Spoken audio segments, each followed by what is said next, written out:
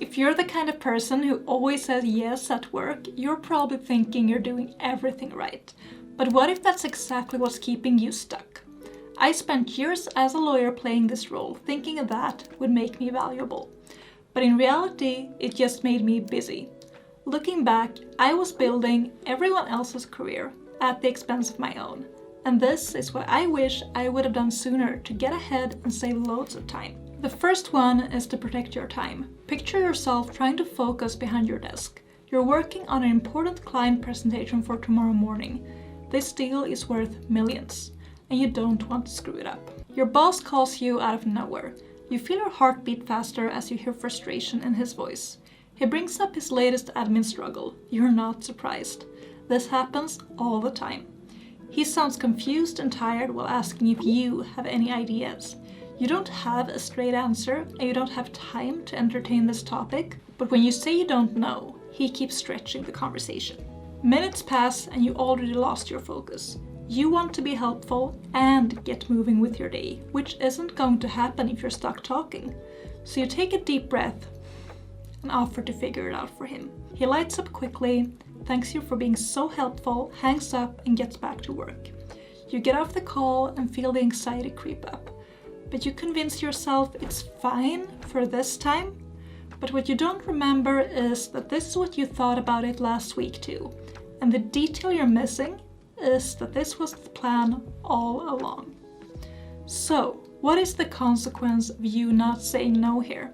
Well, if you zoom out on this behavior and keep doing it, you are building an identity at work. You'll be seen as the helpful one. And in theory, that sounds great. We all want to be helpful, right? But you become expected to do favors for the people above you, even if there is staff readily available below you.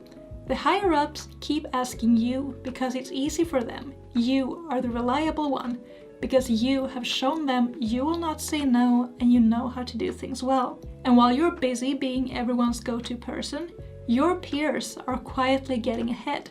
They connect with the right clients. They ask the right questions. They say no to what's below them.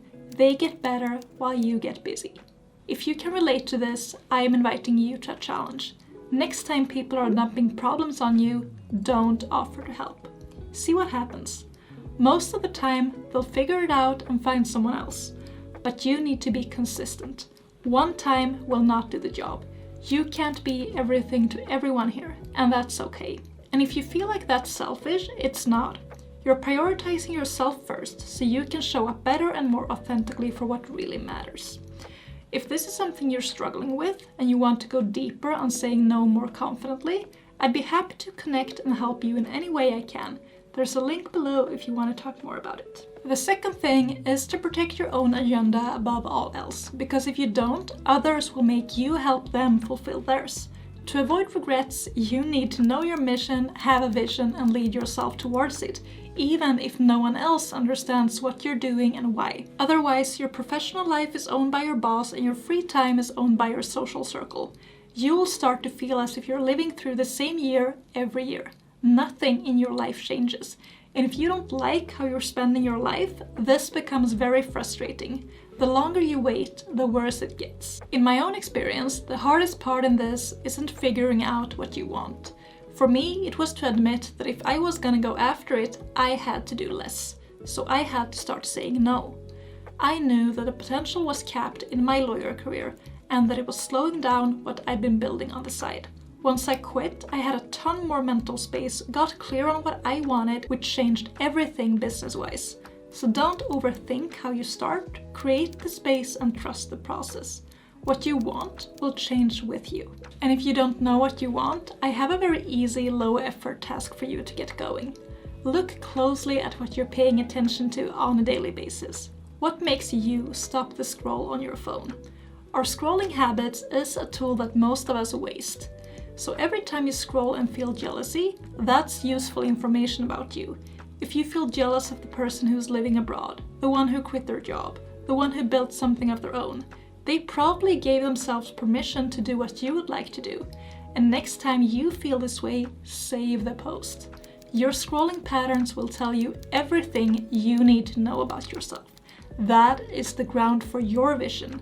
And once you have a vision, you can build a plan to get there. The last thing I want to emphasize is that your no will lead to your yes. Saying no is uncomfortable at first, but it gets easier. The people you're trying to impress at work are too busy trying to look successful to their bosses to care about your boundaries.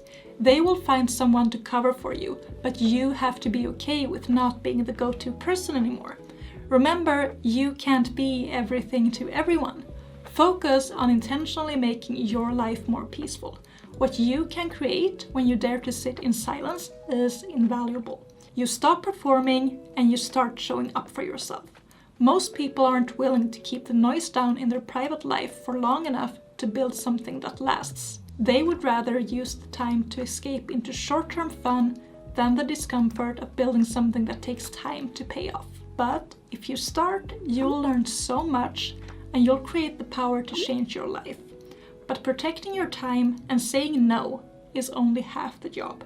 You also need money to invest in yourself, and my next video will show you exactly how you can get ahead with that. See you there.